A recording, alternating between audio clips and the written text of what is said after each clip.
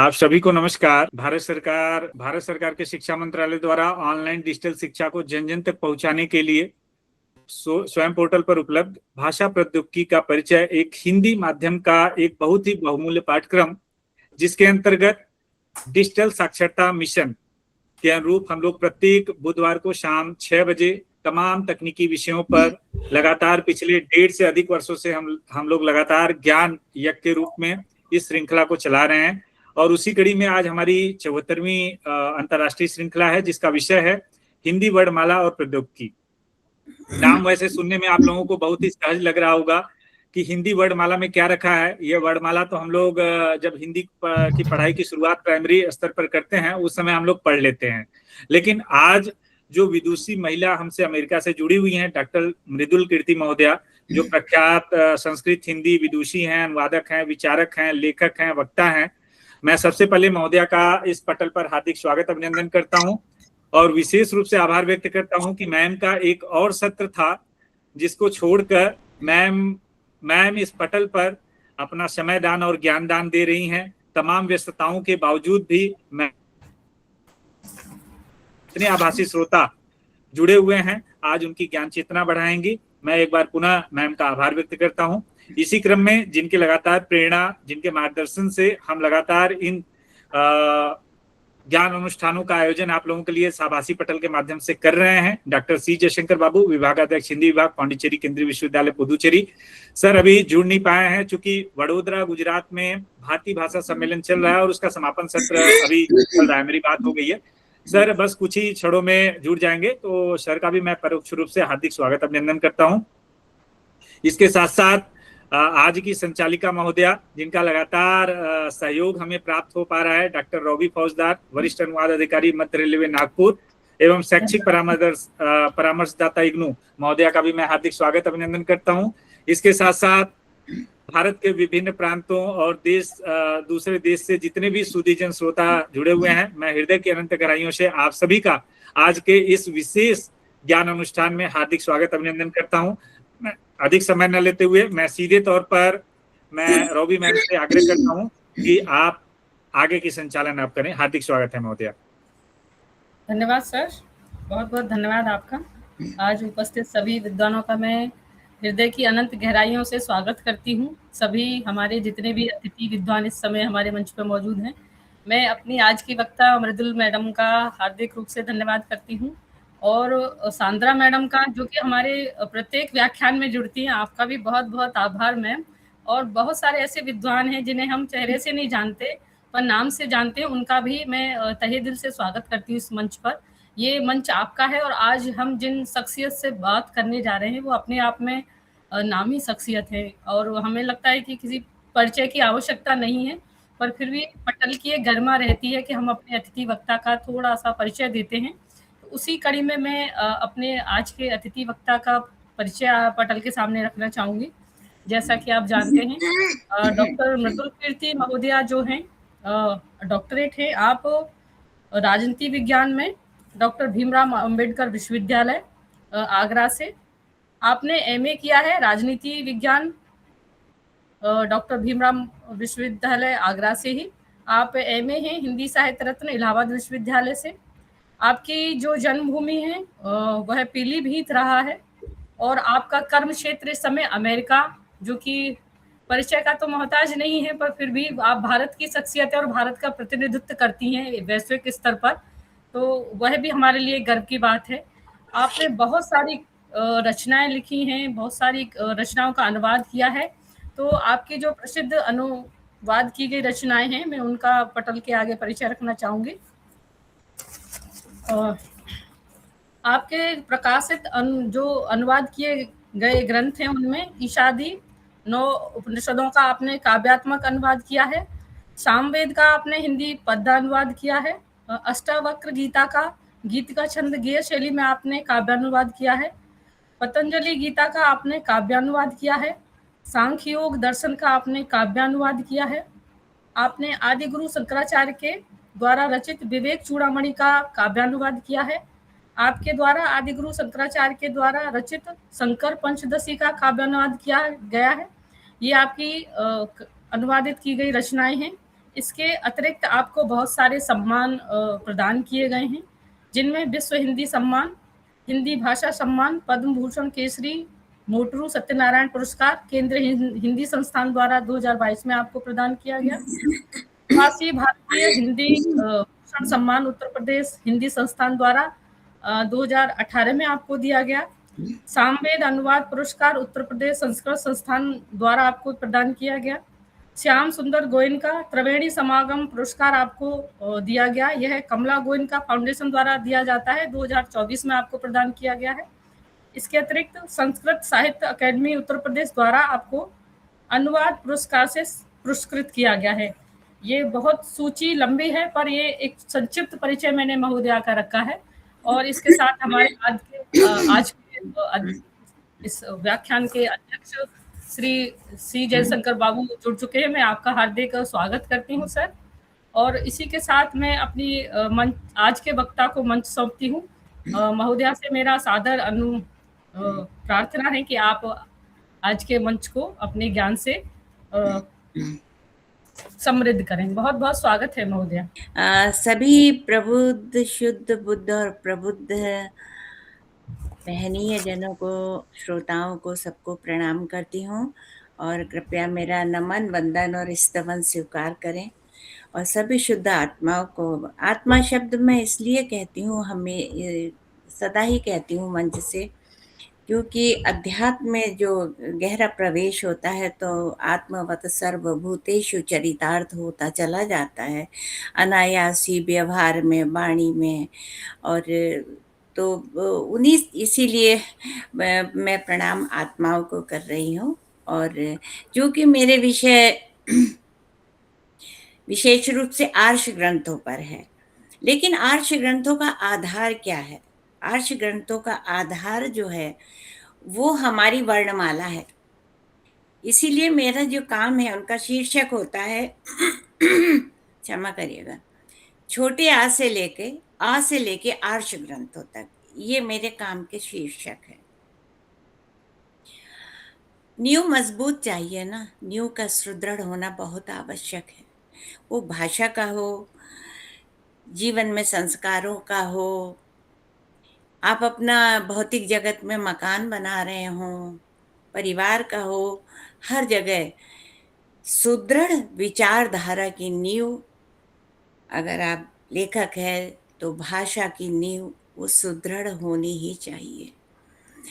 और आज का जो विषय है छोटा अक्षर और प्रौद्योगिकी, ये दो विरोधाभास आपको दिखते होंगे, लेकिन इनका बहुत गहरा सामंजस्य है।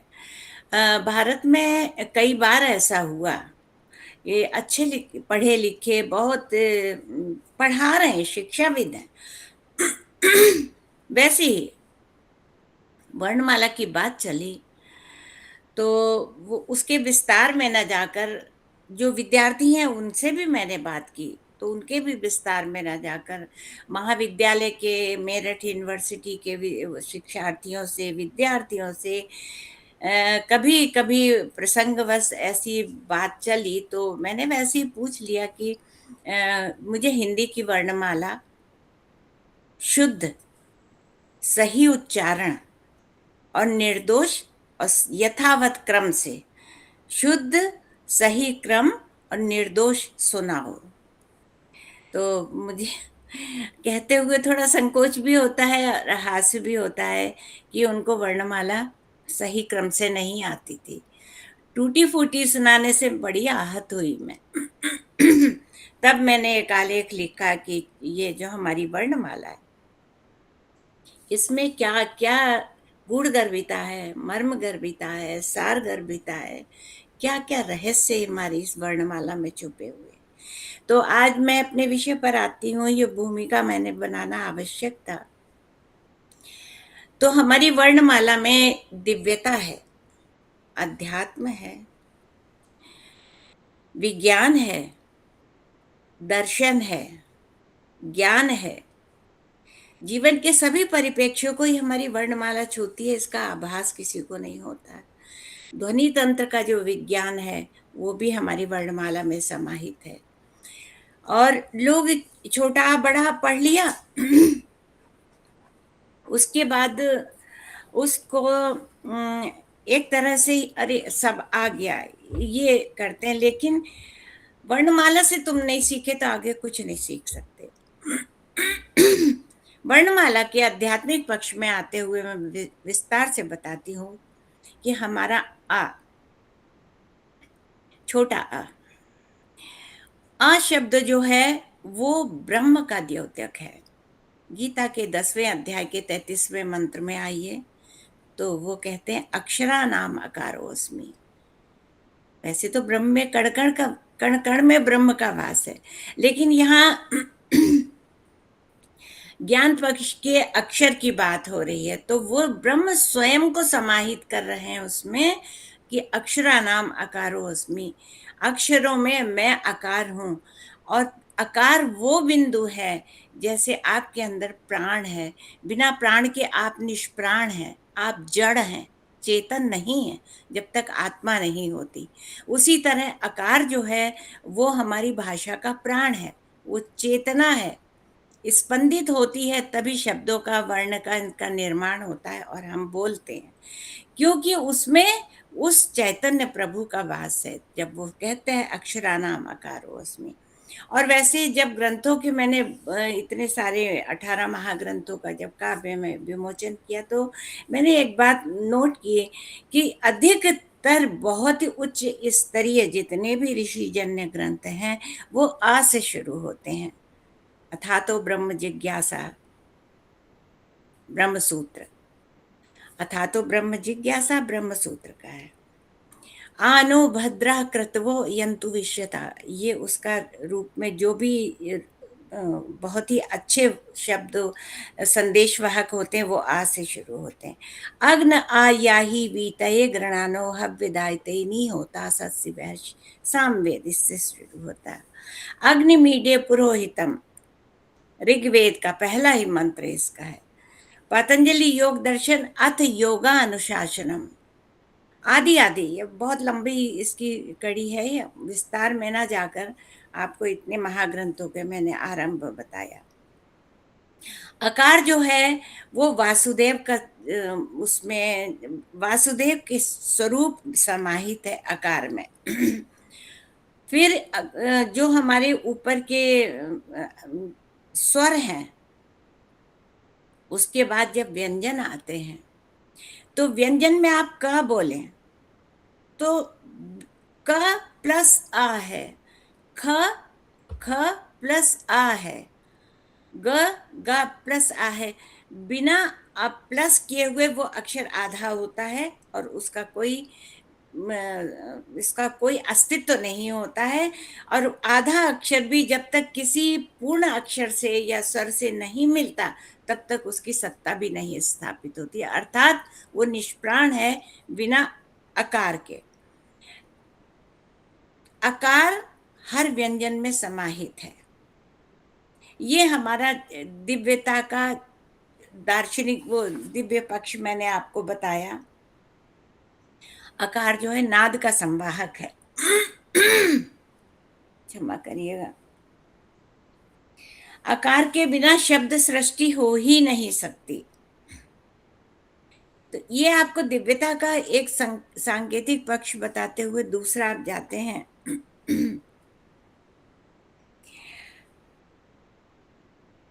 अक्षरों का दार्शनिक पक्ष बताते हैं। मेरा कोई पक्ष छूट ना जाए इसलिए मैंने सब प्रिंट आउट निकाल के पुनः क्षमा करिएगा। ऋग्वेद के अनुसार स्वरयंत शब्दयंत अतिस्वरा, स्वर जो स्वयं में एक संपूर्ण सत्ता है और उसका विभाजन नहीं किया जा सकता। जितने भी हमारे स्वर हैं आ ई उ री ए ऐ ओ अंगहा, इनको विभाजित नहीं किया जा सकता। ये अपने आप में एक संपूर्ण सत्ता है जितने भी स्वर हैं। और व्यंजन जो है वो बिना स्वर की सहायता से नहीं बोले जाते। इन सब में आकार समाहित है। मेरा बताने का सिद्ध करने का कारण ये है कि बिना आकार के कुछ नहीं हो सकता। तो इसीलिए मेरे ग्रंथ जो होते छोटे आ से लेके आर्ष ग्रंथों तक, जो भी आर्ष ग्रंथ है, जो भी दुनिया में हम और आप बोल रहे हैं, बिना आकार अर्थात बिना ब्रह्म की सत्ता से हम बोल भी नहीं सकते। हमारी वाणी में, हमारी जीवनचर्या में कहाँ नहीं होता है ये। और यही जो है नाद तत्व बनता है जब हमारी पंचभूत जो होते हैं, पृथ्वी, अग्नि, जल, वायु, आकाश, तो उनकी तन्मात्राओं का जब विवरण होता है, तो शब्द, रूप, स्पर्श, गंध आदि का जब होता है, तो आपने देखा होगा नाद तत्व जो है वो सर्वाधिक न्यून और आकाश में जाने वाला, क्योंकि शब्द तंत्र जो है वो आकाश में जाता है। उसका अध्यात्म और दिव्य पक्ष इतना प्रबल है जिसे हमने कभी ध्यान भी नहीं दिया, जिसकी अभिव्यंजना कभी करने की चेष्टा नहीं की, जिसके अंतर्गत समाहित होने का कभी विषय ही नहीं उठा हमारे अंदर, जबकि आकार हमारा सर्वस्व है। ये इसका दिव्यता का पक्ष मैंने रखा। अब मैं इसका यौगिक पक्ष रखती हूँ। यौगिक पक्ष में जब हम संस्कृत और हिंदी, संस्कृत में विशेष रूप से जब उसका उच्चारण किया जाता है, तो आप देखिएगा प्राणायाम का श्वास, प्रश्वास, निश्वास, कुंभक, जितने भी आयाम हैं प्राणायाम के, उन सब का निरूपण हमें संस्कृत बोलते समय हो जाता है। उन सब का अभ्यास अन्य जाने ही हम संस्कृत का कर लेते हैं, क्योंकि इसमें श्वास लेना, छोड़ना, कुंभक, बाह्य कुंभक, अभ्यंतर कुंभक और प्रश्वास, इन सब का समीकरण आप देखिए बोलते समय। जब आप मंत्र बोलते हैं, मानिए कोई बहुत मंत्र बोलती हूँ, देखिए सृष्टि संरचना का एक मंत्र है, कोई भी बोल दीजिए, चलिए मुझे ये याद आ गया। यजुर्वेद का मंत्र है ओम ऋतंज सत्यंचाभिध्यात। देखिएगा सांस प्रश्वास इसका। ओम ऋतंज सत्यंचाभिध्यात वसुधो जायत ततः रात्र जायत ततः समुद्राणवादधि संवत्सरो अजायतः अहोरात्राणि विदस्य मिष्टो वसी सूर्य चंद्रमसौ धाता यथा पूर्वम कल्पयत दिवंच पृथ्वी चांतरिक्षमत। कितने श्वास प्रश्वास, कुंभक, बाह्य कुंभक, आंतरिक कुंभक, श्वास प्रश्वास, निश्वास, प्राणायाम की पूरी गति हो गई इसमें। इतनी समर्थ है हमारी भाषा। ये इसका यौगिक पक्ष मैंने आपको बताया। दार्शनिक पक्ष, वैज्ञानिक पक्ष, विज्ञान के स्तर पर अगर अब यहाँ पर इसी को मैं विस्तार में जाती हूँ। विज्ञान के पक्ष में अगर आप आते हैं, कितनी वैज्ञानिक है ये। और नाद तत्व में अभी विज्ञान इसकी नाद तत्व को भी बताती चलूं। अभी मैंने श्वास प्रश्वास का, जैसे मैंने यौगिक पक्ष बताया, उसी में एक समीकरण को और जोड़ती हूँ। देखिए जब आप वर्णमाला का उच्चारण करते हैं, तो उसका वैज्ञानिक पक्ष देखिए कि जब आप किसी शब्द को बोलने का विचार भी करते हैं, बहुत गहरी बात आपको बता रही हूँ, हो सकता है आपने कहीं सुनी हो, मैं कुछ नया नहीं बता रही। नया क्योंकि व्यक्ति विश्व में, सृष्टि में कुछ भी कोई उत्पन्न नहीं कर सकता, सिर्फ जो ज्ञात है उसको आगे बढ़ाना या जानकारी लेना ही। मैं कुछ नया नहीं कह रही, मैंने कहने का अर्थ है, जब भी हम कुछ बोलने की इच्छा करते हैं, तो हम सोचते हैं हम गले से बोलते हैं, हम कंठ से बोलते हैं, हम यहाँ जिह्वा से बोलते हैं। लेकिन हमारा अध्यात्म, हमारा विज्ञान कहता है कि जैसे ही आप बोलने की इच्छा करते हैं, वैसे ही आपका जो स्वर तंत्र है वो आपकी नाभि में समाहित है। आपका स्वर तंत्र जो है वो नाभि में समाहित है। जिस समय आप बोलने की इच्छा करते हैं, तो आपका नाभि तंत्र जो है वो ध्वनित होता है। उसमें कंपन पैदा होता है। तो यहाँ से ही मैं आपको पूरी वर्णमाला, आप लोग इतने प्रबुद्ध हैं, शोधार्थी हैं, आप इतने जयशंकर जी जैसे प्रबुद्ध लोग हैं, उनके आगे मैं वर्णमाला सुना रही हूँ, लेकिन मैं इसका वैज्ञानिक पक्ष लगती हूँ कि आप देखिए, आप लोग जो हैं यहाँ पर, मैं आपसे ही कहती हूँ, कोई भी, आप उनमें से कोई भी, मैं कह रही हूँ कि आप छोटा आ बोलिए, बोलिए, मैं सुन रही हूँ, बोलिए, कोई भी बोलिए। अ आप आ पूरा, हाँ, आपने अ और आ बोला, आप पूरा त्रुटिपूर्ण है आपका, क्योंकि यही सीखा है। और वो न सीख के मैं आपको तथ्य पर ले जाती हूँ।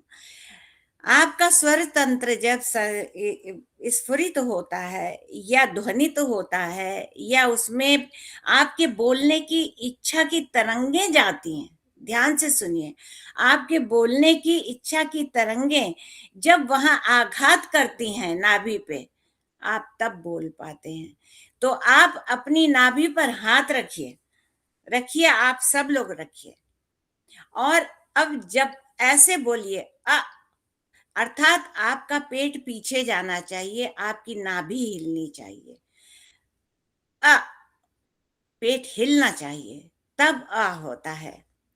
अब इसको मैं ऊपर यहां तक, इसीलिए मैंने कैमरा आगे कर लिया है। अब मैं इसको जितनी हमारी वर्णमाला आ आ ई ऊपर वाला स्वर है, उस स्वर को मैं नाभि से कंठ तक लाती हूँ, स्वर को लाती हूँ, क्योंकि स्वर यहाँ समाहित है, व्यंजन यहाँ समाहित है। इतनी गहरी बात आपको बताती हूँ। स्वर में चलिए, नाभि पर हाथ रखिए आप सब लोग, और बोलिए आ आ आ ई ई उ ऊ, क्रमशः ऊपर आइए, हृदय पे उ, री, यहाँ ध्वनित होता है, हृदय पे री, ए, आए, ओ, आओ, अंग, आहा,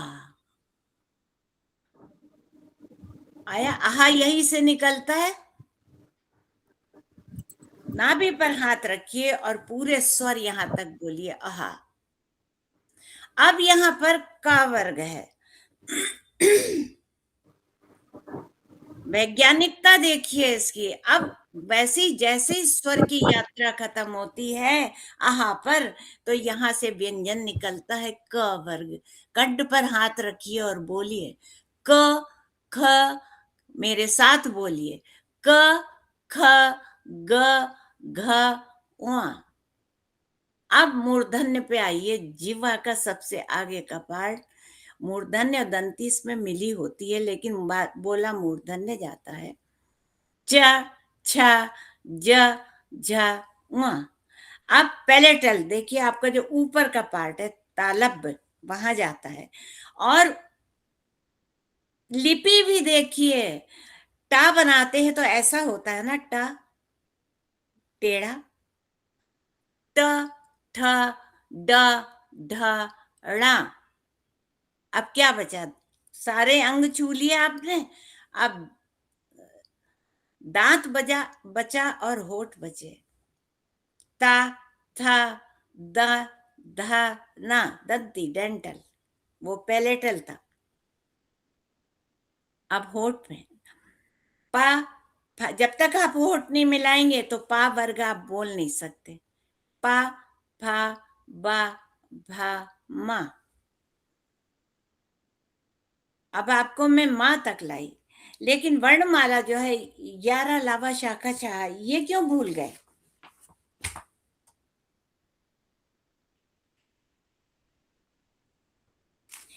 यारा लावा शाखा शाह, छत्रंग्या, छत्रंग्या संयुक्त होता है,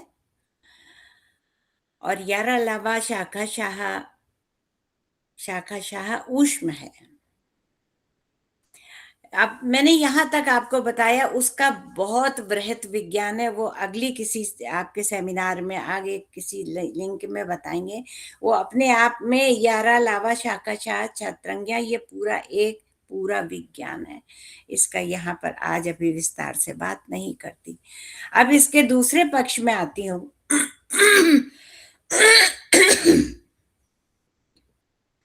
शाखा साहा, हमारी वर्णमाला जो है आ से हा तक है, आ से हा तक। वो क्या बनता है जाकर? अहम बनता है। आहा, अहम, मैं अस्तित्व में हूं। सांख्य योग दर्शन का जब काव्यानुवाद किया तब इन तत्वों को मैंने जाना। प्रकृति जब स्वयं को अव्यक्त से व्यक्त करती है तो पहले महत बनता है, महत के बाद अहम बनता है। अहम माने मैं अस्तित्व में आ गया, लेकिन उसके पहले एक प्रतीत करने की शक्ति दी जाती है, उसको महत बोलते हैं, उसको प्रत्यय भी बोलते हैं। जैसे ही प्रतीत करने की शक्ति आती वैसे अहम देते हैं। वो जो आ और हा है, आ और हा, वो ही हमारी वर्णमाला का आ से हा तक का निरूपण है। लेकिन ऊपर अहम लगा दिया, अर्थात ये ज्ञात भी करा दिया कि तू है कुछ नहीं, अस्तित्व में तो आया पर तू शून्य है। आ और हा और ऊपर बिंदु, एक एक शब्द जो है वो इतना रोमांचित कर देता है कि आ हा अहम, लेकिन तू है क्या? शून्य है। अब उसी अहम को हम आकार दे देते हैं तो अहंकार हो जाता है। अब आ को आकार देते हैं जब, तो वो शब्द वर्ण रचना हो जाती है। अब जब वर्णों को जोड़ देते हैं तो वो शब्द रचना हो जाती है। शब्दों को जब जोड़ देते हैं पूरा संसार बस जाता है। तो इस तरह कहीं ना ये हमारी आर्ष ग्रंथों से हमारी वर्णमाला का कहीं ना एक मिनट जो गहरे से पढ़ते हैं उनको सूत्र जुड़ जाया करता है।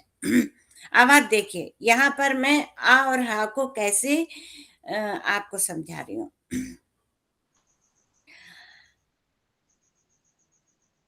आ और हा, इसको हिंदी में भी देख लीजिएगा, इंग्लिश में भी देख लीजिएगा कैसे है। ए और एच, ए और एच। वर्णमाला के स्वर तो स्वच्छंद है, स्वर्ण की अपनी स्वतंत्र, स्वर की स्वतंत्र सत्ता है, वहां पर आप आक्षेप नहीं कर सकते। व्यंजन में आइए तो आप क बोलते हैं तो पहले क्या बोलते हैं? देखिए दोनों सिरे छूते हुए चलेगा, आ और हा, दो को ध्यान रखिएगा। क बोलिए तो के और ए आएगा ना, इंग्लिश मैंने कहा ना, अभी इंग्लिश भी ध्यान रखिएगा। तो अगर क बोलते हैं तो के और ए आएगा।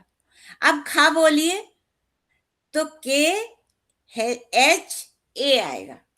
तो एक बार आ को छुआ और एक बार एच को छुआ। फिर ख बोलिए, क ख एच छू लिया। अब ग, जी ए आया।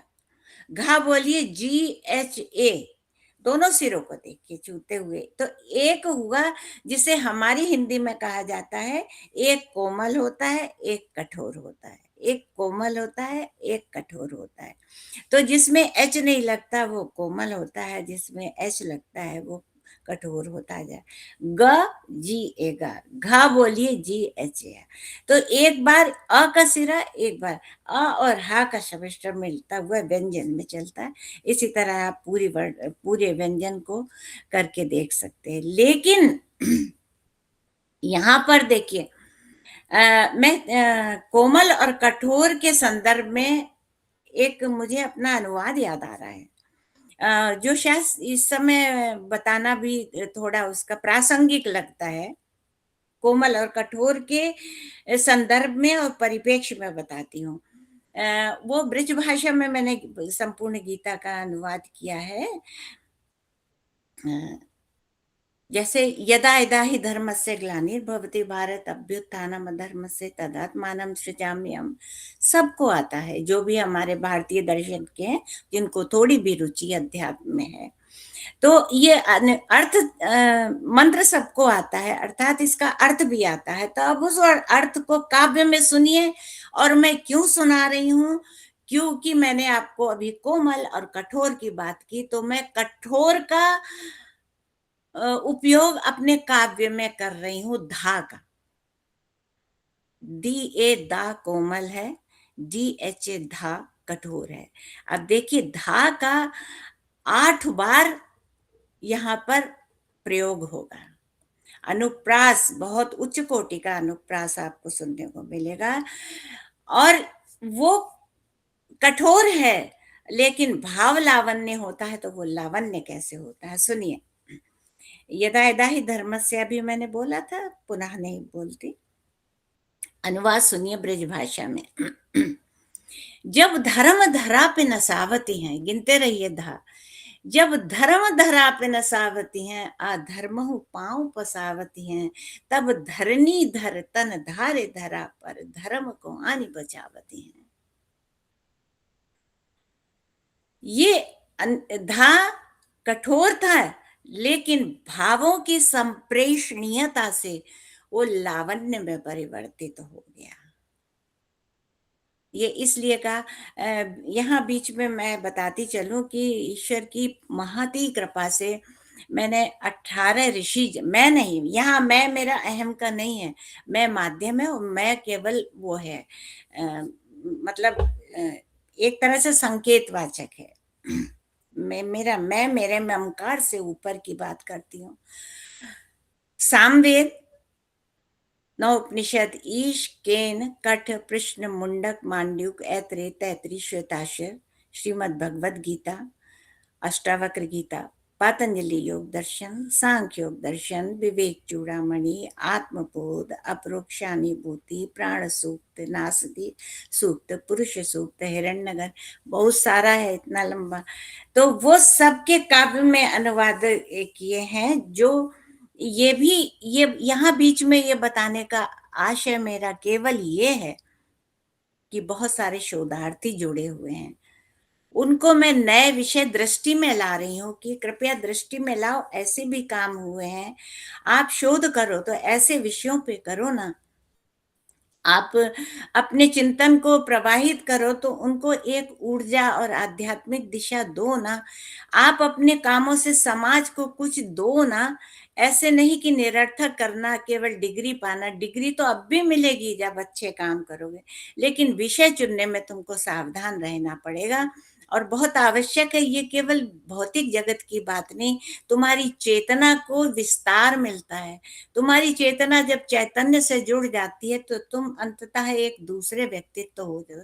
और कभी मत सोचो कि ये व्यर्थ जाएगा, क्योंकि हर पल एक ट्रांसमिशन तुमको मिलता है। एक बार उस चेतना से जुड़कर तो देखो। तो मेरा यहाँ पर इस, आपको जब उन्होंने, प्रजापति जी ने बताया कि शोधार्थी, मैं बहुधा कम ही आती हूँ मंच पर, और आप लोगों को जानकर आश्चर्य होगा कि मैं फेसबुक तक पर नहीं हूँ, क्योंकि मेरा आत्म जैसे थोड़ा कह सकते हैं कि मैं इंट्रोवर्ट हूँ। लेकिन शोधार्थी के विषय पर मैंने इस मंच को बहुत ही सहर्ष स्वीकार किया कि मैं आप लोगों को एक संदेश देना चाहती हूँ कि अगर विषय चुनो तो आत्यंतिक चुनना, एकांतिक नहीं। एकांतिक जो होता है वो सामयिक होता है, आत्यंतिक जो है वो सामायिक होता है। तुम सामायिक उससे जुड़ोगे तो स्वयं भी सामायिक हो जाओगे, तब त्रिकालदर्शिता तुम्हारे अंदर अपने आप समाहित होती चली जाएगी। तो इसलिए मैं यही उद्बोधन तो देने की खैर शक्ति नहीं, लेकिन हाँ, सोई चेतना को जगाने की बात करती हूँ कि उपन्यासों पर तुम करोगे तो क्या दोगे समाज को, क्योंकि वो एक मतलब इस समय की समस्याओं को लेकर है ना,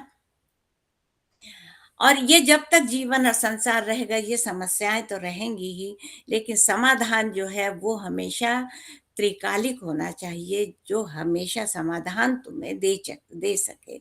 इसलिए मेरा ये वो है कि तुम लोग अगर शोध करो तो विषयों को चुनने में सजग रहना। और इन्हीं शब्दों के साथ मैं सोचती हूँ कि मेरा समय पूरा हुआ होगा, और प्रजापति जी, मैं अपने वाणी को विराम देती हूँ। जी, धन्यवाद, धन्यवाद महोदया। मैं, अगर आप एक बार कहें, मैं आपका एक बार जो वेबसाइट के माध्यम से भी मैं चाह रहा हूं कि हमारे जो सुधीजन श्रोता जुड़े हुए हैं, एक बार मैं उनको दिखा दूं, जो लोग वास्तव में शोध करना चाहते हैं भारतीय ज्ञान परंपरा पर। और मैम का जो मोबाइल कविता कोश है, जो एप्लीकेशन है, मैं एक बार, मैम आपकी अनुमति है तो मैं स्क्रीन साझा करता हूं। जी हाँ, बिल्कुल करिए, क्योंकि यही तो देना चाहती थी कि यहाँ से प्रेरणा तो लें वो। दीजिए कृपया। बिल्कुल मैम जी। आपको हमारा स्क्रीन दिखाई पड़ रहा होगा। आपको जो भी ब्राउजर आप यूज करते हैं वहां पर, जैसे मैम का मैं अभी उनके बारे में परिचय दे रहा हूं, और उन्होंने जो काम किया है साहित्य के लिए और अपनी ज्ञान परंपरा के लिए, तो आप केवल मृदुल कीर्ति आप डालें। देखिए, मैंने डॉक्टर मृदुल कीर्ति सर्च किया है और यहाँ पे पहला ऑप्शन जो आया है, तो यहाँ पर बहुत ही मैम का पूरा परिचय यहाँ पर पूरा है यहाँ पर। और मैम ने जब पतंजलि योग दर्शन का अनुवाद किया था, तो संसद भवन में आदरणीय प्रधानमंत्री जी ने अपने कर कमलों से उसका विमोचन भी किया था। और यहाँ पर देख सकते हैं मैम, ऐसी कोई हस्ती नहीं है जिन्होंने मैम को सम्मानित न किया हो, चाहे वो भारत के या विदेश के, मॉरिशस के भी राष्ट्रपति रहे हैं, पूर्व राष्ट्रपति रहे हैं।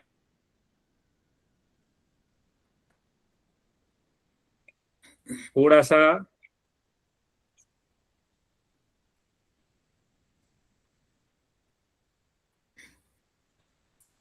मैं बोल भी देती हूँ एक बार कि आप लोग कृपया जी मैम। लिख लें, अगर आपके पास पेन है तो। मृदुलकीर्ति.com पर जाइएगा, तो यहाँ आपको सारा विवरण मिलेगा 18 महाग्रंथों का, और जो विश्व हिंदी सम्मान आदि मिला है उसका भी विवरण मिलेगा। दूसरा लिंक लिखिए, कविता कोश मृदुल। यहाँ पर आपको बहुत अच्छी बात बता रही हूँ कि सन 2000 में, आप शोधार्थियों से मैं ये बताना चाहती हूँ कि अंदर से प्रेरणा हो तो क्या नहीं हो सकता है। तब तक हमारा गूगल इतना स्ट्रांग नहीं था, वो सेव नहीं किया करता था। लेकिन मुझे ये था कि जो मैंने लिखा है वो मैं समाज को दे दूं, कोई पढ़े, जाने कौन त्यक्तेन भुंजीता कोई सीख जाए उपनिषदों का, जाने कौन इदन्न मम को सीख जाए। तो एक बिंदु विचार इदन्न मम या त्यक्तेन भुंजीता भी अगर कोई सीख जाता है तो जीवन का पूरा संविधान ही बदल जाता है कि how to live and how to live, वो सारी जो जीवन की प्रक्रिया है वो आ जाती है। तो मैंने जब 9 उपनिषदों का सुनिए ध्यान से, तो ईश, केन, कठ, प्रश्न, मुंडक, मांड्यूक, ऐत्रेय, तैत्रीय, श्वेताक्षर, इन 9 उपनिषदों को हरिगीतिका छंद में ढाला, और फिर इसको प्रकाशित तो हुआ ही। प्रकाशित होने के अनंतर जब इसको टाइप किया मैंने, तो जैसे ही किसी कारण से उठ जाओ तो चला जाया करता था, क्योंकि गूगल इतना स्ट्रांग नहीं था, सेव नहीं करता था। हिम्मत नहीं हारी, संस्कृत में भी और अपने अनुवादों को लिखा। वो आज को प्रसाद के रूप में आप विद्यार्थियों को मैं दे रही हूँ। इस प्रसाद को ग्रहण करो और इसको पढ़ो। इनमें से जो चीज तुम्हें वो हो जाए, उस पर उन मंत्रों पर शोध करो। कुछ मंत्र ही तुम्हें शोध के इतने विषय दे देंगे कि उसकी तुम्हें जब कौतूहल जागेगा तो उसके लिए आप नए नए गूगल करके ग्रंथों को खोलोगे। एक ये बात। दूसरी, उसमें ये 9 उपनिषद भी हैं। श्रीमद् भगवत गीता ब्रज भाषा में है, अष्टावक्र गीता गीतिका छंद में है, वैदिक संध्या जिसके लिए लोग घबरा जाते हैं कि यज्ञ कैसे करें, वो मैंने पूरी काव्य में हरिगीतिका छंद में वैदिक संध्या कर दी है, उसको पढ़िए। और तीसरी बात बता रही थी कि अमेज़न मृदुल करिएगा तो वहां पर पतंजलि योग दर्शन है, जिसे मुझे स्वयं तो कहने में संकोच हो रहा है कि उसमें इतनी भूरी भूरी प्रशस्ति गाथा लिखी, तो आप स्वयं पढ़ेंगे, मुझे बहुत संकोच हो रहा है। तो वो आप हो सके तो प्रभात प्रकाशन में है वो, और विवेक चूड़ामणि, 2 महाग्रंथ हैं, विवेक चूड़ामणि। तो ये चाहे तो आप मंगा लीजिए, और ये और भी तो कहीं आप कुछ ना कुछ मंगाते रहते हैं ना, एक बार इसे तो मंगा कर देखिए कि आपको क्या क्या मिलेगा इसमें। एक पक्ष छूट गया प्रजापति जी, आपने कहा इसका प्रौद्योगिकी से कैसे समीकरण करना है। वो पक्ष आप भूल गए, लेकिन मुझे याद है। देखिए, अगर प्रौद्योगिकी या तकनीकी का सहारा मुझे ना होता तो मैं ये टाइप कैसे करती। अगर उसका सहारा ना होता तो आपको पता है, विवेक चूड़ामणि अमेरिका में रहते हुए मेरे पास नहीं थी। मैंने गूगल से विवेक चूड़ामणि को एक एक मंत्र पढ़ती थी, निकालती थी, उसका अनुवाद करती थी। 700 के करीब मंत्र है, 700 बार मैंने विवेक चूड़ामणि, ये लगन है इसको कहते हैं। और गृहस्थ में रहकर, ये नहीं कि गृहस्थ जो जैसी सबकी होती है वैसी मेरी भी कर्तव्यों से भरी पूरी गृहस्थ रहा है, वो करते हुए। मेरा बेटा हाई स्कूल में था तब मैंने वेदों पर रिसर्च किया, जिसका विषय था वैदिक लोकतंत्र। तो अब आप देखिए, मेरे शोध का विषय विद्यार्थियों क्या था, वैदिक लोकतंत्र। चारों वेदों में से मैंने डेमोक्रेसी निकाली, कितना बड़ा विषय है।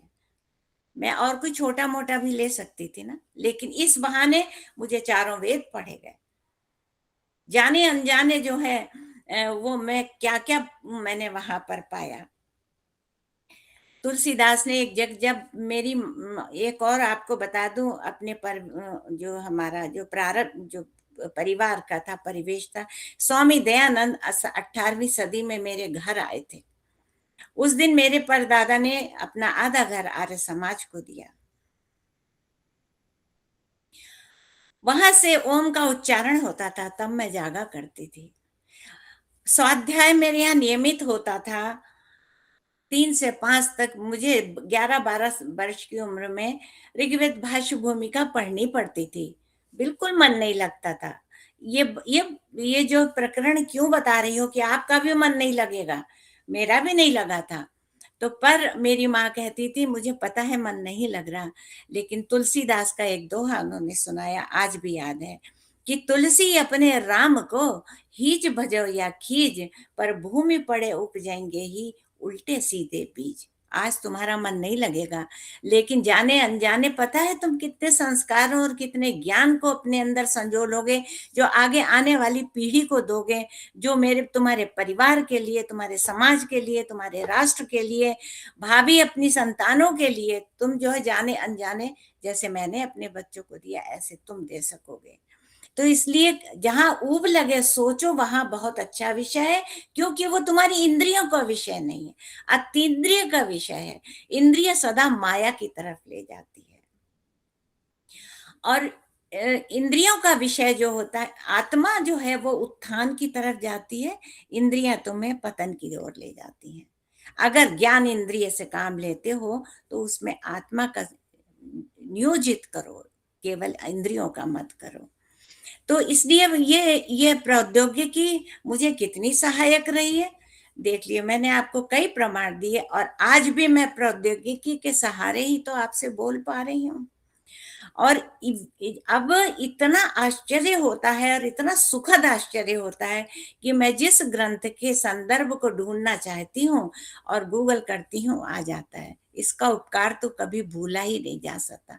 प्रौद्योगिकी ने इतना बढ़ाया। आज देखिए, योग दर्शन, योग तो बहुत हमारी भारत की नींव रही है, आत्मा में समाहित है। योग और अध्यात्म तो हमारे भारत की आत्मा है, लेकिन तब इतना प्रचलित तो नहीं था जितना आज हो गया। तो इसे ये तकनीक का ही तो हमारा उपयोग है और उसका वरदान है। तो आप आज के युग में तकनीक को अपने से पृथक नहीं कर सकते। तो ये मेरा तकनीकी पक्ष था, और ये हमारा बहुत सापेक्ष पक्ष था। धन्यवाद।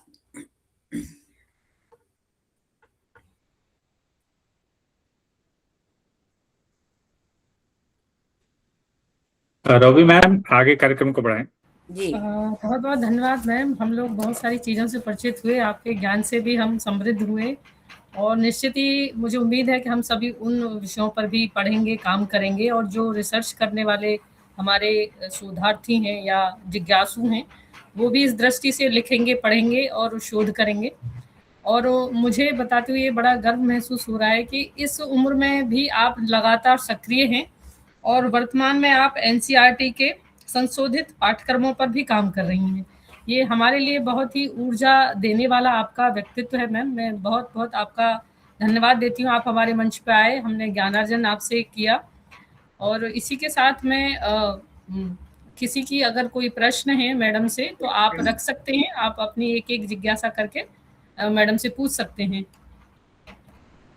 आप सभी का स्वागत है, अपने प्रश्न बारी-बारी से रखें। आलोक कुमार पांडे सर ने हाथ खड़ा किया था। पांडे सर, अगर आपकी कोई जिज्ञासा है तो मैम के समक्ष सीधे रखें और उनसे संवाद। सबसे पहले तो मैं इस मंच को नमन करते हुए और इसके आयोजकों के प्रति आभार व्यक्त करते हुए मैडम का आभार व्यक्त करता हूं, जिन्होंने अपनी अस्वस्थता के बावजूद हम सभी के लिए समय निकाला। जहां तक प्रश्न की बात है, मैं आप लोगों से क्षमा प्रार्थी हूं कि मैं थोड़ा विलंब से इस सत्र को ज्वाइन कर पाया। मैडम, ये जो आप नाभि से उच्चारण का वर्णन कर रही थी, उसको कहाँ देखा जा सकता है? अगर आपको संदर्भ याद हो तो बता दें, तो मुझे उसका कुछ आवश्यकता है अभी तात्कालिक रूप से, तो मेरे लिए सहूलियत होगी मैम। अब वस्तुतः ये है कि मैं खुद ही कहीं बोल के भूल जाती हूँ और लोग देखते हैं, मुझे नहीं पता होता कि कहाँ देखा। लोग उधर से लिखते अच्छा, हैं मैंने ठीक है देखा। मैम, ठीक है मैम। मैम, आपने एक धारा पकड़ा दी है, वो हम लोग का कर्तव्य है कि हम उससे आगे बढ़े। आपका बहुत बहुत आभार मैम, जो आपने अपनी अस्वस्थता के बावजूद भी इतना समय निकाला। बहुत बहुत धन्यवाद। धन्यवाद।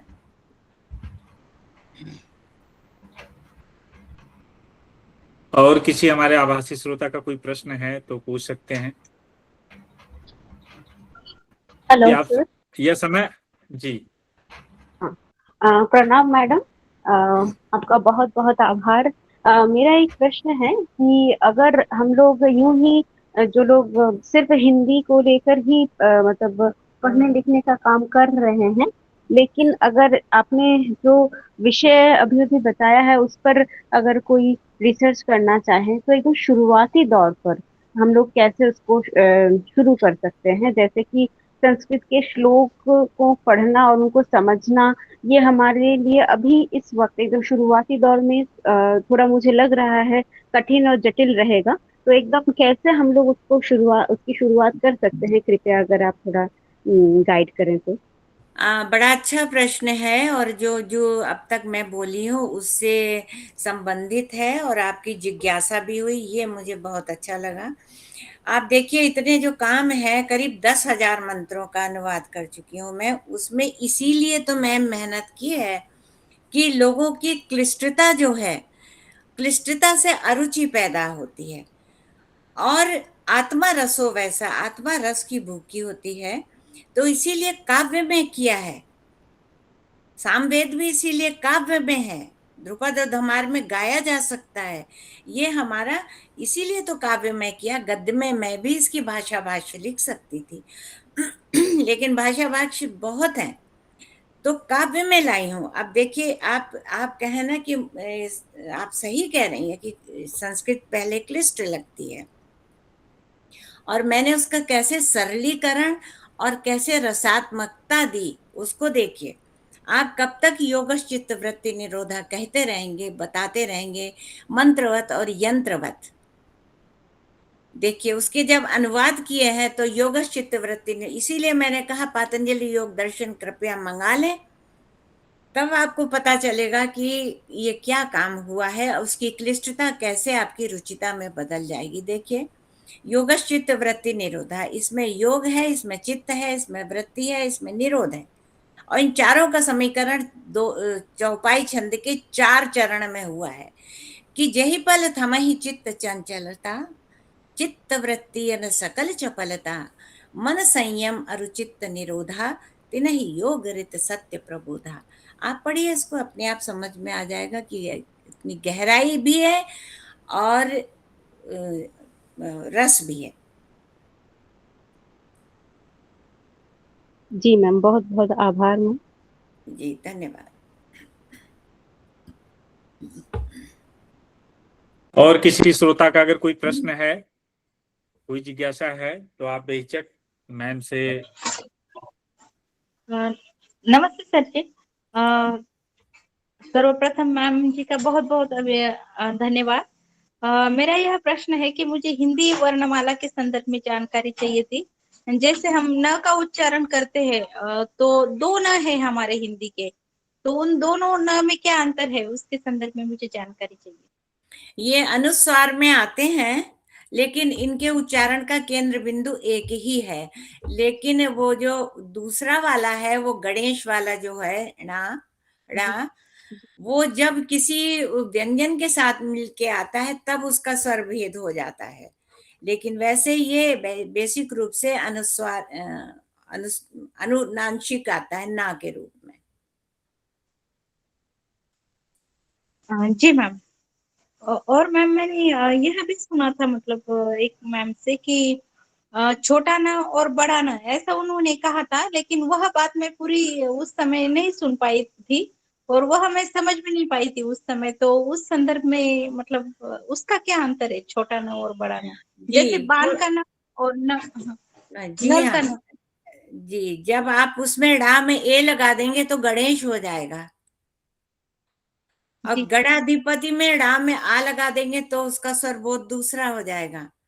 तो प्रधान जो है वो ना ही रहेगा, लेकिन उसमें जो स्वर मिला है उसके आधार पर व्यंजन का आकार हो जाएगा। ए मिलाया तो ए में आएगा, लेकिन वो मौलिक रूप में ड़ा ही रहता है। जी मैम जी, धन्यवाद जी। और कोई श्रोता जिनकी कोई जिज्ञासा है? जो लोग प्रश्न करना चाहते हैं आप हाथ भी खड़ा कर सकते हैं ताकि हमें पता चल जाए, हम एक एक करके आपका नाम बुला लेंगे।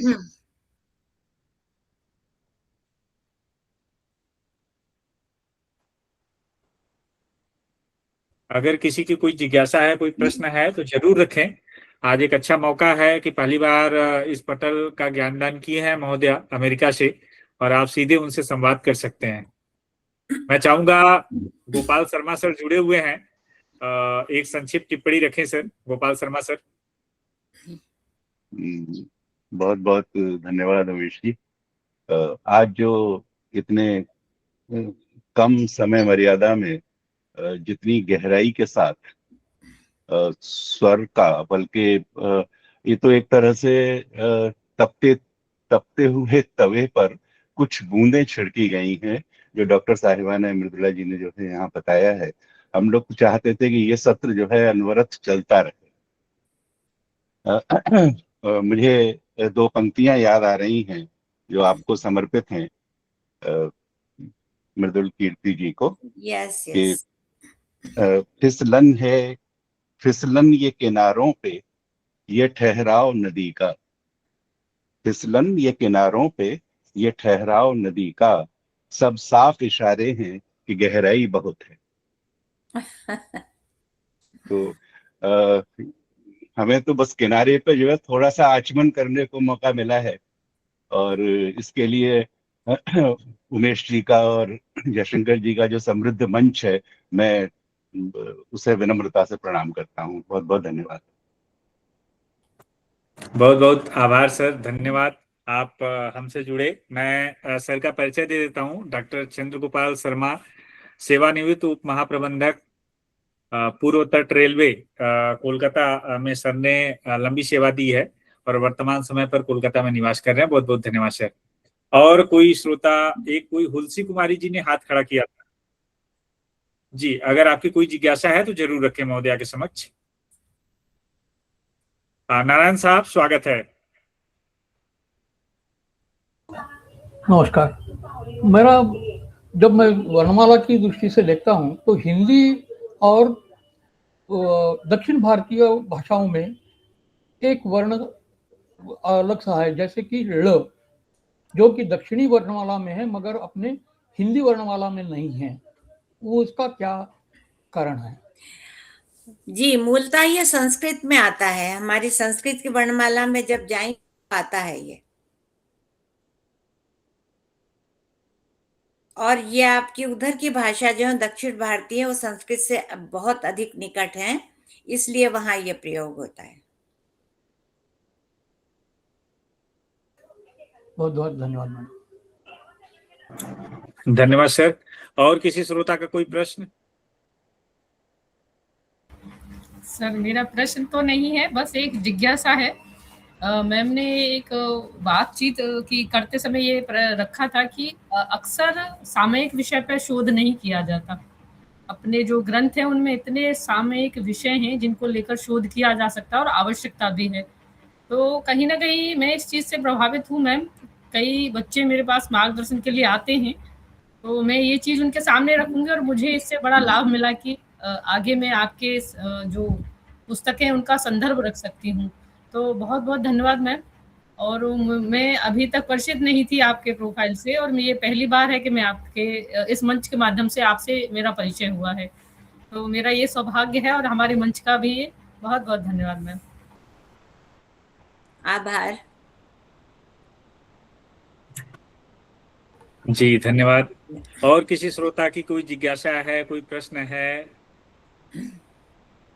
जी अजय पोदार साहब, जी स्वागत है।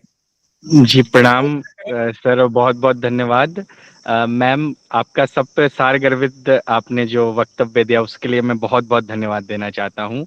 अभी मैं वर्धा में हूँ, महात्मा गांधी अंतर्राष्ट्रीय हिंदी विश्वविद्यालय में डिग्री लेने आया था। बस मुझे एक छोटी सी जिज्ञासा है कि मैं बंगाली परिवार से हूँ, तो आपसे मैंने बहुत कुछ जाना और एक अच्छा लगा कि प्रयास करने से और अभ्यास करने से बहुत कुछ होता है। तो आपकी जो क्लिष्ट भाषा है और जो भाषा है, भाषा में जो किताबें आपने बोली ये मैं अवश्य पढ़ूंगा। और इसको मतलब जो शब्दकोश बढ़ाने के लिए कोई ऐसा उपाय हो सकता है कि जिसमें मुझे ऐसी संस्कृतनिष्ठ भाषा में अपने रचनाओं में ला सकूं, क्योंकि मैं लिखने का प्रयास करता रहता हूं। तो जैसे वर्णों का तो मुझे समझ आया, मुझे बस ये जानना था कि कुछ ऐसी, क्योंकि हमारे पास बहुत सारा खजाना है तो उसे हम कहीं से संचित कर सकते हैं। तो एक कुछ आप यदि उदाहरण स्वरूप मुझे मिल जी पाए जी, तो। ऐसे कई जिज्ञासुओं या साहित्यिक जो अन्वेषी हृदय होते हैं, उन्होंने स्वयं स्वीकार किया कि जब मुझे कैसे सार गर्भित शब्दों का कोई खोज होती है या जिज्ञासा होती है या मुझे कहीं प्रयुक्त करना होता है, तो मैं आपके कविता कोश में जाता या जाती हूँ और वहां से शब्द उठा लाती हूँ। ऐसा उन्होंने कहा था। आपका भी ऐसे ही, इसलिए मुझे हंसी आ जी गई। जी जी, बिल्कुल बिल्कुल, मुझे लगा एकदम सार गर्वित, वही बिहारी के जैसा होता है ना कि छोटे में बड़ी बात कह जाना, हाँ, मुझे मतलब सत्य सही बहुत ही बात सार गर्वित। है। जी हाँ, जी तो वैसे आप सत साहित्य पढ़ेंगे ना, तो जो साहित्य का विषय होता है ना, वो आत्मा से और जी जी जी संस्कृति से संबंधित होता है। तो उसकी शब्दावली भी कहीं न कहीं से गूढ़ गर्भिता और उसके सार को उतारती हुई होती है। तो वो शब्द मिल जाते हैं। जैसे इस समय मुझे याद नहीं है, वरना मैं इन्हीं शब्दों से खेलती रहती हूँ और सदा ही मेरे काम में। हाँ, तो जी जी जी इस समय अचानक ध्यान नहीं आ रहा, नहीं तो मैं आपको बताऊं। जैसे प्रकृति शब्द है, जी जी जी तो आप प्रकृति को ऐसे ले लीजिए, प्रकृति है ये। लेकिन जो वैसे जाएगा थोड़ा अध्यात्म में, तो वहां वो प्रकृति, आप हरे भरे पेड़ पौधों को प्रकृति बोलते हैं। हम सीधे कृति माने रचना, और कृति से पहले भी कोई है, प्रथम है, कृति प्रथम। प्रथम है, तो कृति प्रथम, रचनाकार पे हम चले जाते हैं। आप रचना देखते रहिए, प्रकृति। हम रचनाकार पे चले जाते हैं। जी जी जी, इस तरह होता है।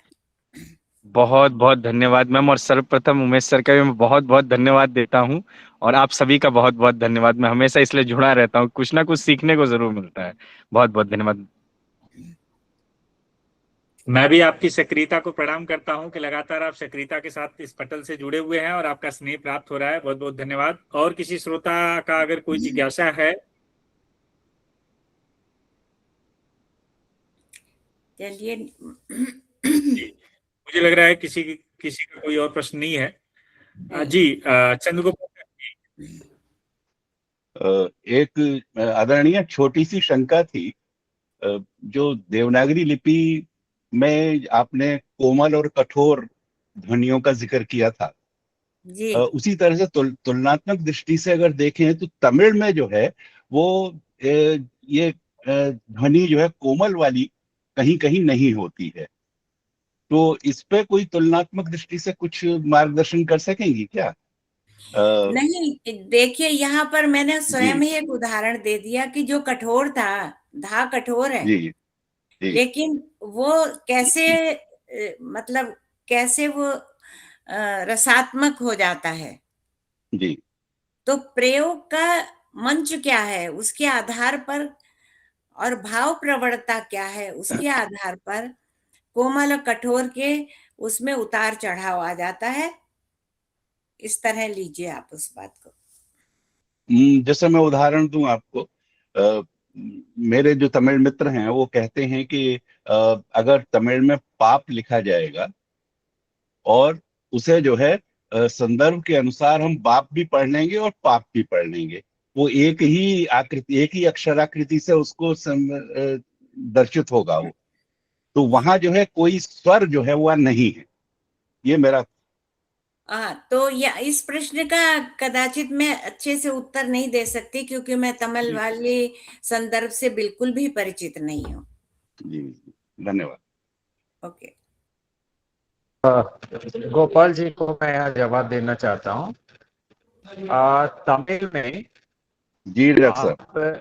आप, हाँ, तमिल में जो आप कह रहे हैं, हाँ, उनके पास ध्वनियों में महाप्राण ध्वनिया नहीं है, अल्प प्राण ध्वनिया ही है, केवल महाप्राण बिल्कुल नहीं है। और मैं लोगों को समझाने के लिए एक मजाक के साथ पढ़ाता रहता हूँ। कहता हूँ कि यहाँ इडली और डोसा खाते हैं, चपाती परोठा नहीं खाते। हजम करने के लिए इनको महाप्राण ध्वनियों के उच्चारण की जरूरत नहीं है। हाँ, यहाँ कहने का आशय ये था, आप जैसे कह रहे हैं तो उनके अक्षर रूप जैसे का और गा, अक्षर रूप, जी हाँ, दोनों के लिए एक ही अक्षर रूप है, एक ही मतलब अक्षर का प्रयोग करते हैं, दोनों ध्वनियां हैं। अब जैसे आपको जिन्होंने बताया वो स्पष्ट नहीं किया, आपको तमिल भाषी भी आपको इतना ढंग से स्पष्ट नहीं कर पाते। कारण देखिए, अभी उदाहरण मैं बता देता हूँ। अभी का और गा, अब शुरुआत में है तो स्पष्ट नहीं है, वो का भी हो सकता है, गा भी हो सकता है, कारण भी कह सकते हैं, गारण भी कह सकते हैं, लेकिन बीच में हो तो आराम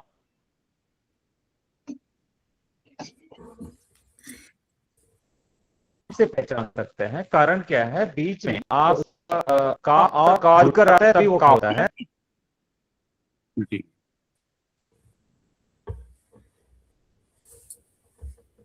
शायद फ्रीज हो गया है आपका प्रेम, फ्रीज। एक बार तब सीख सकता है जी। हाँ, तो बहुत आराम से आप महाप्राण है कि महाप्राण का भी अल्प प्राण जी तो आसान है। और कोई भी जिज्ञासा पूछ सकते हैं, क्योंकि मैंने सोचा गोपाल जी की ये जो षणमुगम कहते हैं ना, उसको षणमुखम की जगह।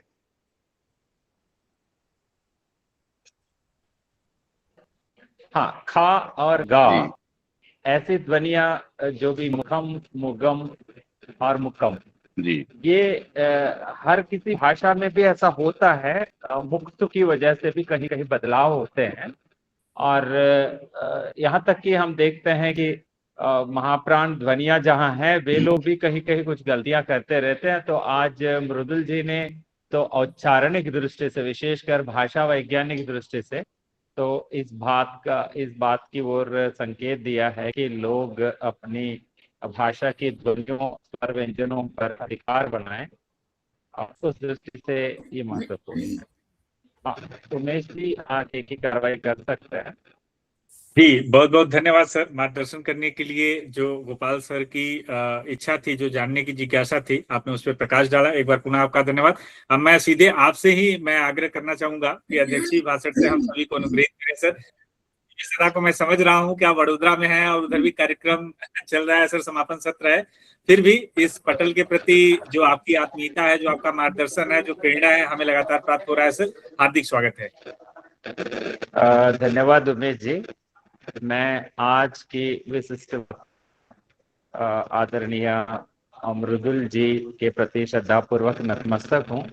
सबसे पहले उनसे क्षमा याचना चाहता हूँ एक साथ 4 कार्य कर रहा था मैं, आपको सुन भी रहा था एक तरफ, लेकिन उतने ध्यान से नहीं सुन पाया क्योंकि वहां पे हमारे पूर्व शिक्षा मंत्री मंच पर बैठे थे और मैं पहली पंक्ति में था, और उधर उधर भी सुनने का मुझे वो करना था, और वो जो जिन मुद्दे पे बोल रहे थे हम पर केंद्रित होके बोल रहे थे उधर भी मैं सुन रहा था और दूसरी तरफ भी व्यस्त था। मैं नर्मदा के तट पर आज जो भारतीय भाषा संगम आयोजित हो रहा है, तो उसमें बीच में मुझे मंच पर जाना भी पड़ा था, तो इसलिए मैं जरूर आपसे क्षमा याचना करूंगा। मैं जरूर आपके इस वक्तव्य को पूरा सुनूंगा।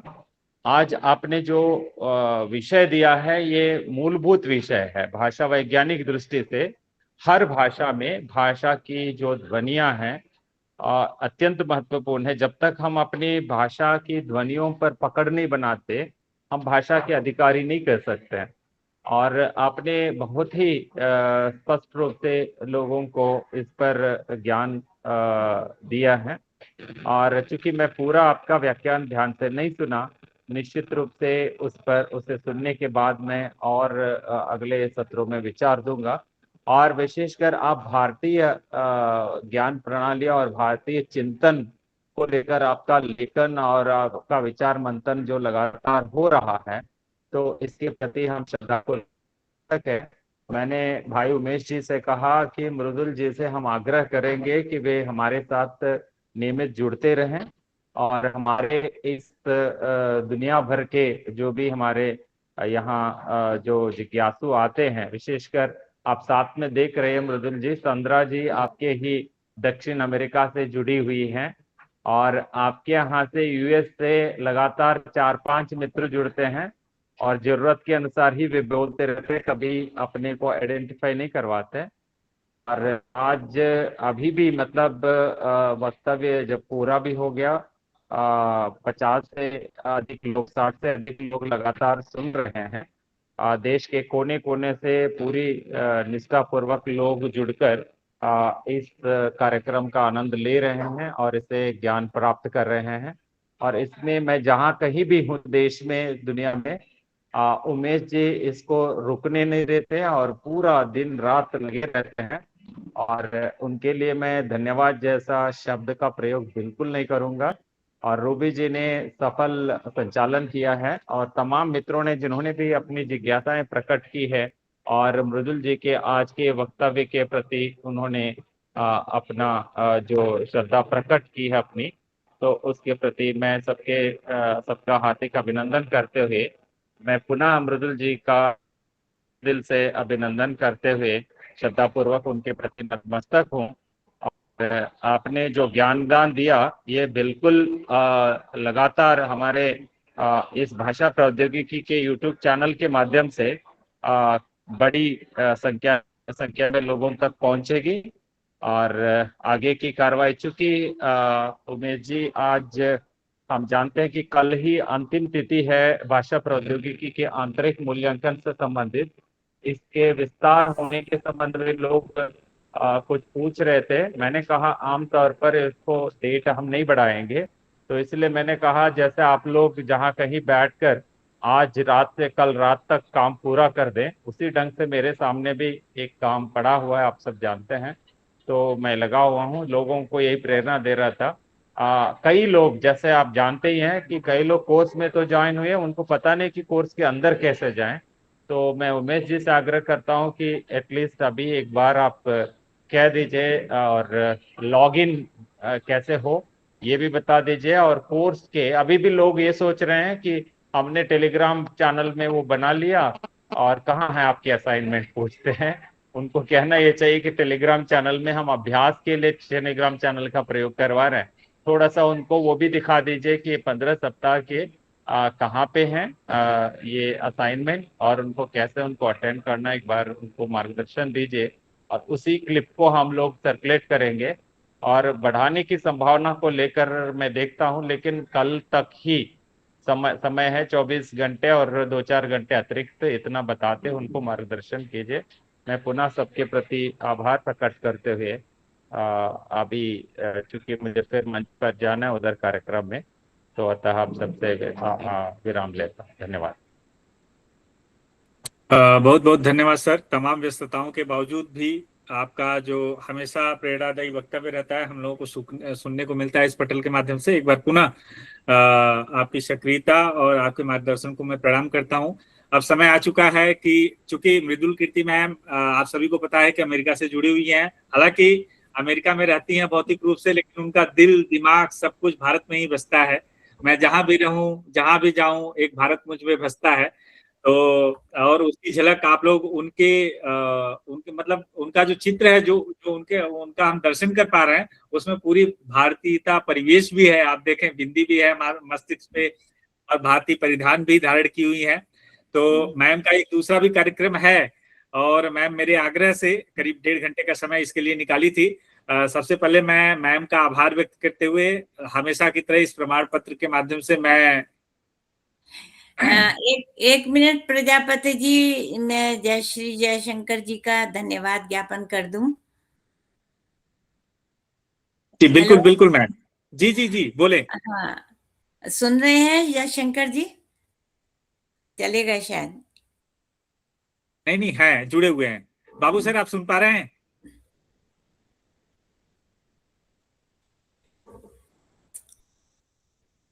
शायद मंच पे चले गए होंगे। आप अपने संदेश को यहाँ पर बता दें मैम, वो सुन लेंगे। कोई बात नहीं, फिर कर देंगे। चलिए। अच्छा ठीक है ठीक है। आगे। तो हमेशा की तरह जैसा इस पटल की एक मर्यादा है कि जो वक्ता महोदय जो हम सभी की ज्ञान चेतना को बढ़ाते हैं, जागृत करते हैं, एक नई दृष्टि देते हैं, उन्हें हम एक प्रमाण पत्र के माध्यम से जो शिक्षा मंत्रालय और पांडिचेरी केंद्रीय विश्वविद्यालय के संयुक्त तत्वाधान में प्रदान किया जाता है। तो एक बार पुनः डॉक्टर विदुषी हैं, अनुवादक हैं, विचारक हैं, लेखक हैं, वक्ता हैं, अमेरिका से जुड़ी हुई है। आपको मैं यह सस्नेह प्रमाण पत्र भेंट करता हूं। हालांकि जो आपने काम अभी तक किया है उसके सामने यह प्रमाण पत्र कुछ भी नहीं है, लेकिन हमारी स्नेहता को स्वीकार करें आप। और जैसा बाबू सर ने कहा कि जब भी मौका मिले, जब भी आप फुर्सत में रहे, आपकी व्यस्तता बहुत अधिक रहती है, चूंकि लगातार अभी भी आप एनसीईआरटी की जो पुस्तकें उसको संशोधित पाठ्यक्रम बनाई जा रही है, उसमें भी आप सक्रियता के साथ लगी हुई हैं। जब भी मैम मौका मिले आपका स्वागत है इस पटल पर। और इसी क्रम में डॉक्टर रवि फौजदार महोदया जो वरिष्ठ अनुवाद अधिकारी है मध्य रेलवे नागपुर में और शैक्षिक परामर्शदाता है इग्नू में, लगातार इनका भी सहयोग हमें प्राप्त हो रहा है। मैं महोदया का भी बहुत बहुत आभार व्यक्त करता हूँ। मैम मृदुल कीर्ति मैम, मैं आपसे आग्रह करूंगा कि आप अब जा सकती हैं। मैं 5-10 मिनट लूंगा। हमारे जो आभासी श्रोता जुड़े हुए हैं जिन्हें इस पाठ्यक्रम से संबंधित थोड़ा सा मार्गदर्शन करना है, मैं उनका थोड़ा सा उनको गाइड करूंगा। आप जा सकती है मैम। ओके, बहुत धन्यवाद। बहुत धन्यवाद सबको। आभार, धन्यवाद साथियों। बाबू सर का निर्देश है और चूंकि मुझे भी कहीं निकलना है, 7:30 बजे से एक भौतिक कार्यक्रम है और 7:18 हो चुका है। आप सभी को पता है जो जनवरी 2026 सत्र के अध्येता हैं, आप सभी जानते हैं कि कल 30 अप्रैल को अंतिम तिथि है आपके असाइनमेंट जमा करने की। मैं पहला बात यह आप लोगों को बताना चाहूंगा कि असाइनमेंट को लेकर आप कंफ्यूज बिल्कुल ना हो। करवाते हैं वो अभ्यास मूलक प्रश्नोत्तरी प्रतियोगिता वो हम लोग आयोजित करवाते हैं, जिसके माध्यम से आपका बेहतर अभ्यास हो, ताकि अंतिम परीक्षा जो एनटीए द्वारा, राष्ट्रीय परीक्षा एजेंसी द्वारा ली जाएगी 18 तारीख को, उसमें आप बेहतर प्रदर्शन कर सकें और अधिक से अधिक अंक स्कोर कर सकें।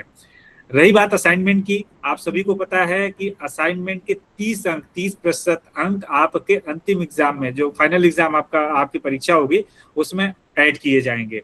और यह पूर्णतः ये मानव द्वारा नहीं किया जाता है। इसमें कोई भाईबंदी, क्षेत्रवाद, जातिवाद, धर्मवाद ऐसा कुछ भी नहीं होता है। आप 15 सप्ताह का पाठ्यक्रम इस पे असाइनमेंट अगर जमा करते हैं तो 50%, 15 का आधा होता है, 50% होगा 7.5, 7.5 नहीं 8 आप मान लें उसको राउंड फिगर में। 8 सप्ताह के जो सबसे बेस्ट आपके ये रहेंगे असाइनमेंट जो सबमिट किए हैं, मान लीजिए आप 10 में 10, 8 या 9 किए हैं, तो उसमें 8 जो 10 आउट ऑफ 10 वाले रहेंगे वो ऑटोमेटिक मशीन वहां से कैलकुलेट करेगा और आपका 30 अंक आपके अंतिम परीक्षा में वहां से ऐड कर देगा। तो आप सभी से आग्रह है कि असाइनमेंट की तिथि कल रात 11:59 तक निर्धारित किया गया और किसी भी कीमत पर यह बढ़ेगा नहीं, इस बात का ध्यान रखें।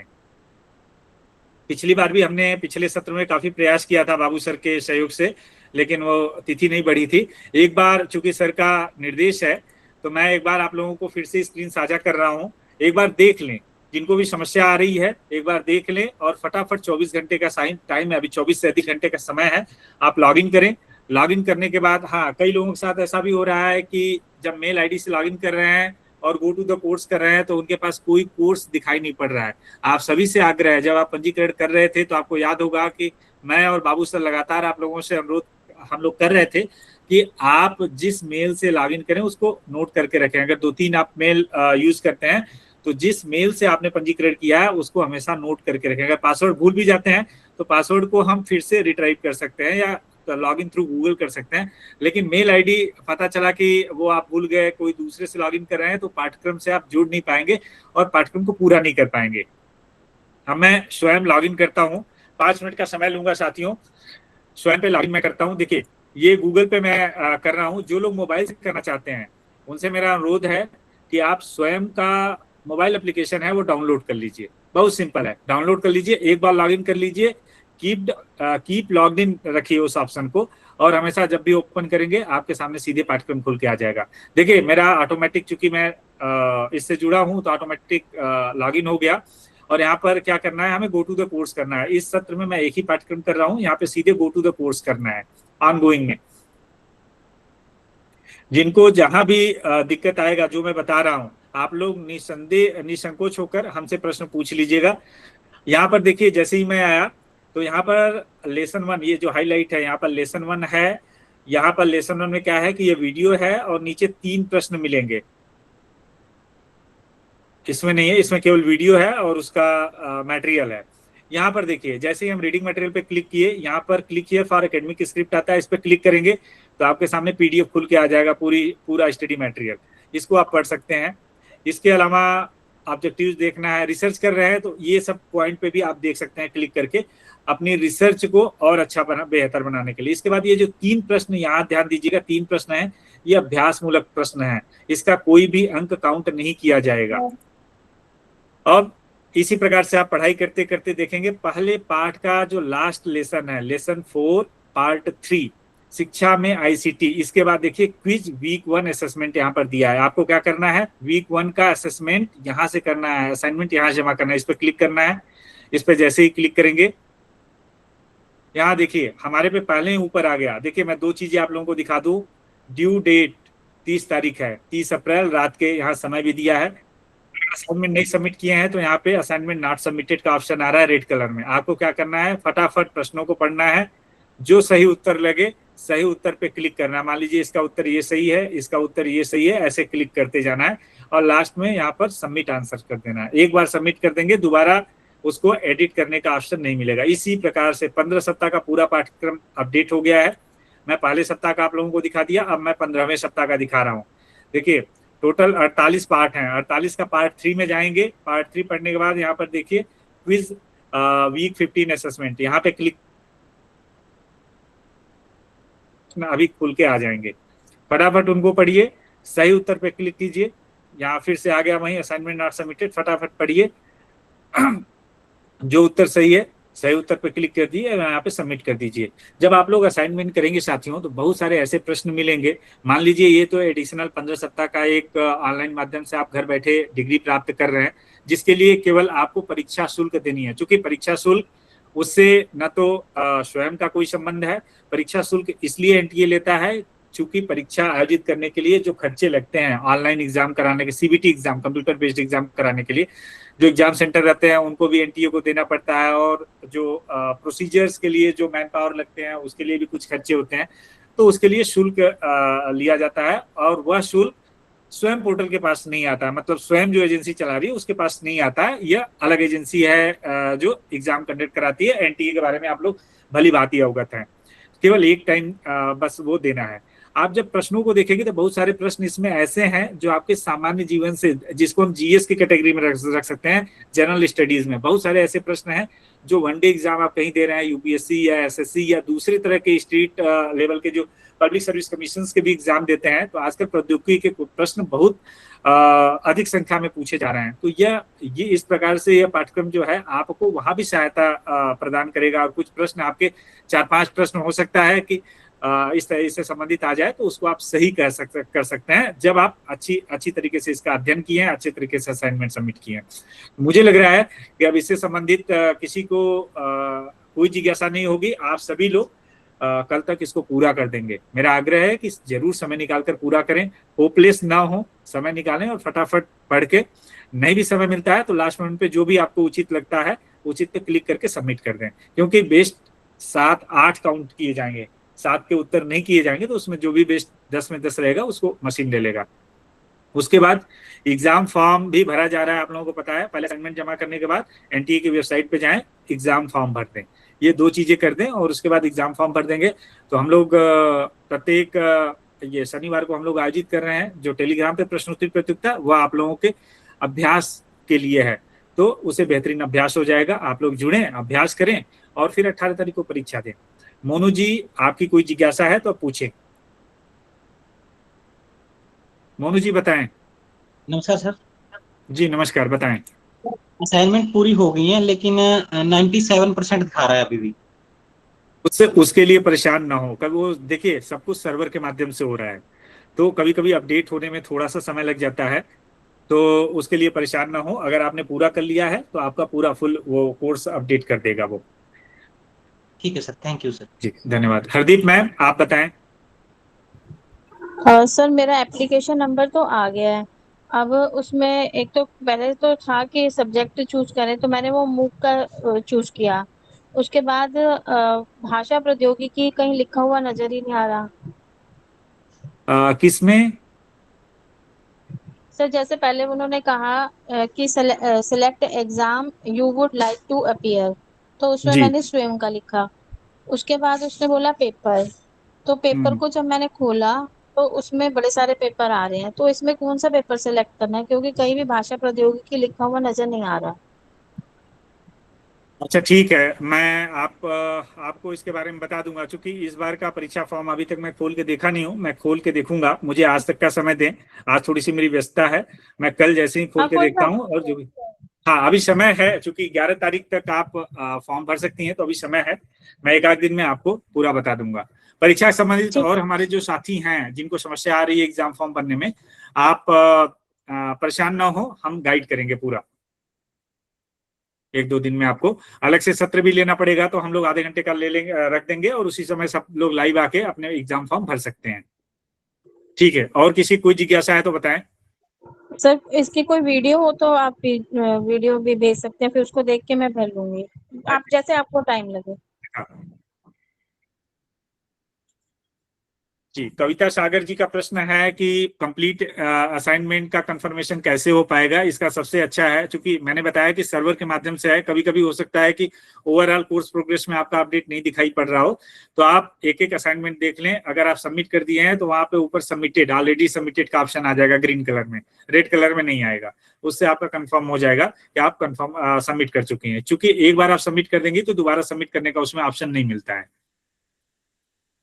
मेरा भी सर 3 दिन बाद आया था, सबमिट करने के 3 दिन बाद आज 100% दिखाया उसने। जी हाँ, थोड़ा सा मैं इसीलिए बोल रहा हूँ ना, सर्वर के माध्यम से सब कुछ चल रहा है, तो थोड़ा सा सर्वर अपडेट होने में, चूंकि काफी संख्या है इस पे, करीब करोड़ों लोग इस पे अध्ययन कर रहे हैं, उनका डाटाबेस इस पे है, थोड़ा सा टाइम लग जाता है। और किसी की कोई समस्या, कोई जानकारी, कोई जिज्ञासा? मैं अभी साथियों आप लोगों को फीडबैक फॉर्म का लिंक उपलब्ध करा दिया हूँ चैट बॉक्स में। आप फीडबैक फॉर्म भरें और अपनी प्रतिभागिता प्रमाण पत्र को अपने मेल पर प्राप्त करें। 3 बार दे दिया हूं, आप लोग फटाफट भर ले।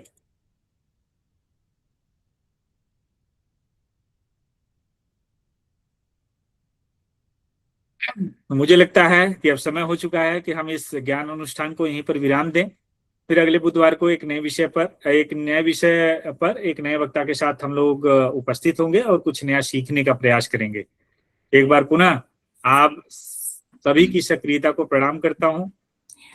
हाँ प्रजापति जी, मैं पुनः प्रजापति जी, मैं बिल्कुल, तो आप नहीं किया, मैं आप लोगों की सब सुन रही थी, कुछ बातें ज्ञान की मिल ही रही थी। काम भी कर रही थी और जुड़ी भी थी। तो मैं ये कहना चाहती हूँ कि जयशंकर जी से कृपया मुझे उनका फ़ोन नंबर आदि दे दीजिएगा। मुझे उनको धन्यवाद ज्ञापन करना है। बिल्कुल, मैं व्हाट्सएप कर दूंगा मैम।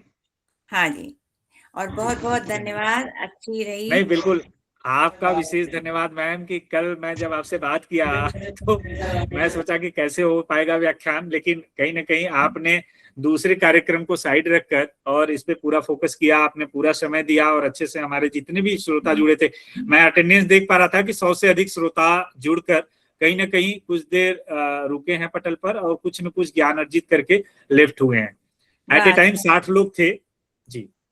लेकिन 100 तो बहुत अच्छी संख्या है, सामान्य 100 से अधिक लोग जुड़े थे आज कार्यक्रम में। हाँ, और दूसरा इसका YouTube मुझे दीजिएगा और कल उपलब्ध हो जाएगा मैम।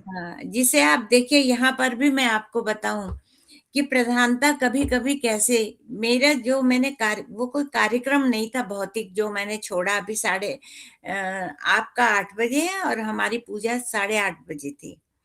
तो वो 8:30 बजे मैंने आपको कहा कि हम उसके सहज मार्ग के करीब 45 वर्षों के अभ्यासी हैं जी। और उसमें जिन्होंने ये आरंभ किया था उनका जन्मदिन मनाया जा रहा है। इतना महत्वपूर्ण था मेरे लिए, लेकिन मुझे लगा ये मंच जहां मैं विचार बीज बो सकती हूँ शोधार्थियों में, इनमें से 2-4 ने भी अगर वेदों पर कोई काम कर लिया, उपनिषदों पे कोई काम कर लिया या उनका झुकाव भी हो गया, तो मेरे ये पूजा के ही समान है, उसमें मैंने कुछ खोया नहीं।